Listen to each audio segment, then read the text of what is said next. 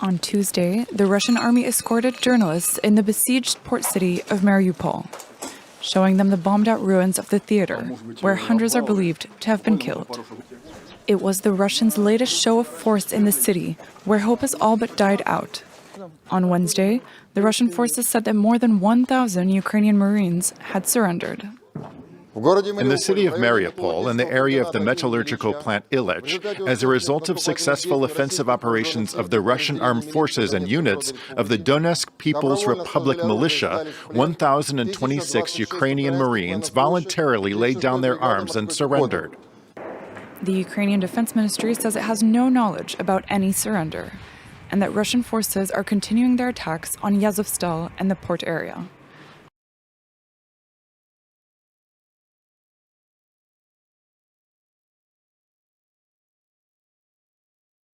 A blow for Russia in the Black Sea.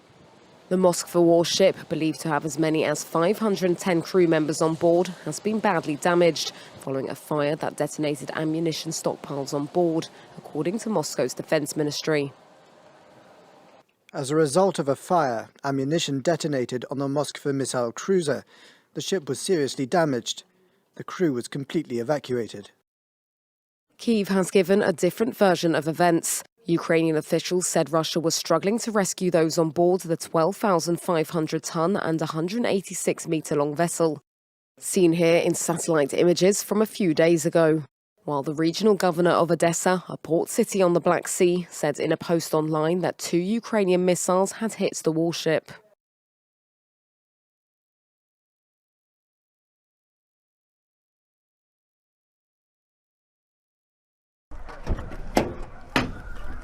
A gruesome scene that is becoming increasingly common in Ukraine.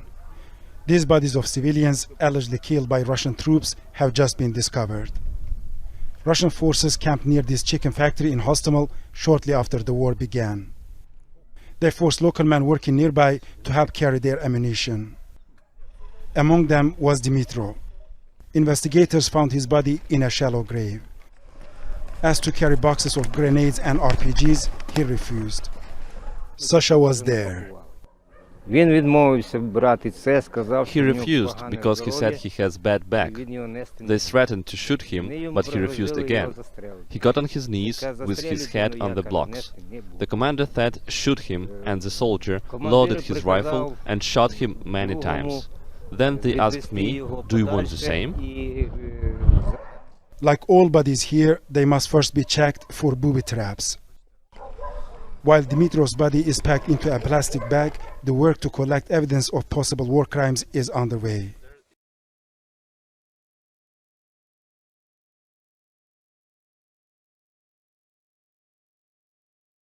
Tonight, disturbing new video from Kharkiv in eastern Ukraine appears to show what military experts say are cluster bombs being used to attack the city and terrorize civilians.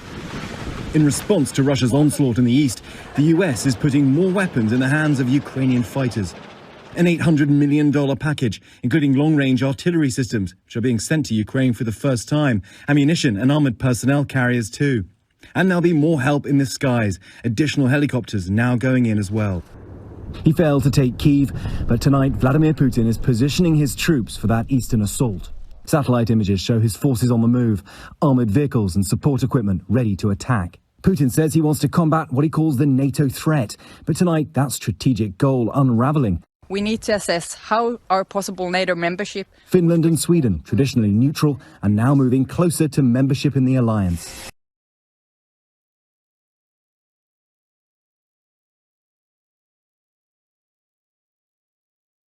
Police have arrested the suspected shooter from yesterday's Brooklyn, New York subway attack following a massive manhunt. The suspect is 62-year-old Frank R. James. Officials say the suspect put on a gas mask and set off a canister that filled a subway car with smoke before opening fire on passengers, injuring at least 23 people. 10 of them hit by gunfire at the height of New York City's rush hour yesterday. The police were alerted through a tip to their Crime Stopper system of a possible sighting of Frank James in the East Village of New York. A short time ago this afternoon, the police responded and an arrest was made at St. Mark's and First Avenue. in that part of Manhattan. The suspect was taken to the local police precinct.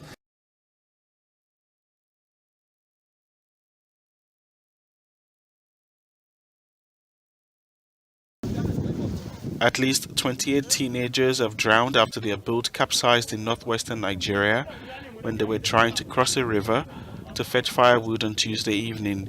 Regional government official Aliyu Dantani has said most of the dead were girls after emergency workers and volunteers retrieved their bodies from River Shagari in Sokoto State.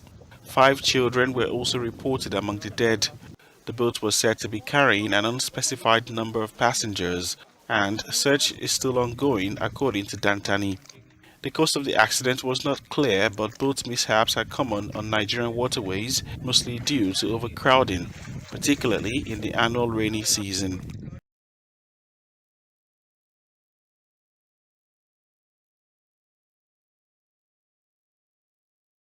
Hassan Nasrallah, the leader of Hezbollah in Lebanon, is commending the recent wave of attacks conducted by Palestinians against Israelis. Here is what he had to say.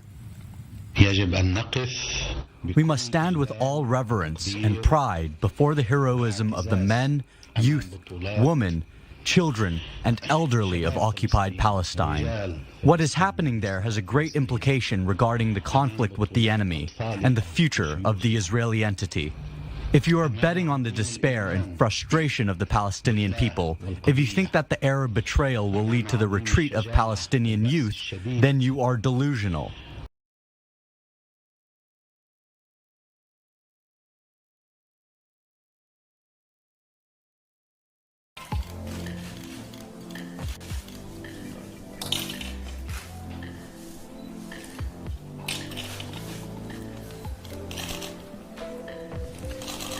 Thank you very much.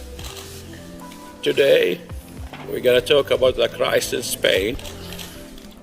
Yeah, we're going to talk about the crisis in Africa. Russia. And I want to talk about the president of Russia, Putin. Putin, listen to me.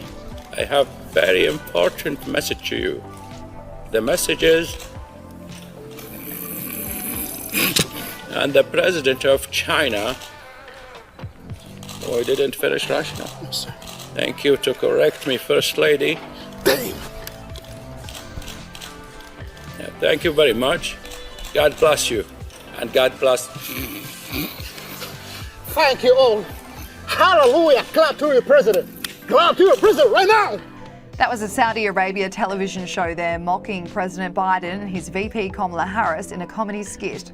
The Saturday Night Live style skit was featured in the show Studio 22, which is broadcasted on NBC, which is actually owned by the Saudi government. The big takeaway from the skit is how much Joe Biden's cognitive ability was mocked.